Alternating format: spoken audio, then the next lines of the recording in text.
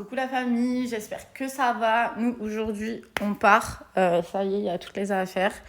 En fait, au final, faut savoir que le gars là de la porte, parce qu'ici, vous savez, vous avez des doormen, les gens. Putain, mon portable, il a du mal à le tenir. En Égypte, en fait, vous avez des doormen. Vous voyez, c'est les gens qui sont en bas des immeubles et qui tiennent les portes. Je sais pas comment vous dire. Bon, bref, c'est comme des gardiens en France. Et là, en fait, le gars, je lui ai dit ouais, que je partais le 2 février. Je lui ai dit que je partais le 2 de ici, quoi.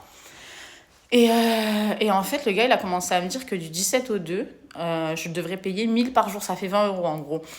Alors que non, pas du tout. En gros, du 17 au 2, j'aurais dû payer 16 000, alors que moi, d'habitude, le mois complet, je le paye à 12 000. Bref, au final, le vrai propriétaire n'était pas du tout au courant. Là, je viens de leur faire une crise. Je pense qu'ils s'en rappelleront pendant des années. Je leur ai fait un arragel, taille de fois. Starfallah, la honte. Je me suis fichate à peur en vrai. Mais bon, en attendant, j'ai récupéré ma caution entière parce que de toute façon, en Égypte, si tu leur mets pas des coups de pression, ils pensent que tu es riche juste parce que tu es française.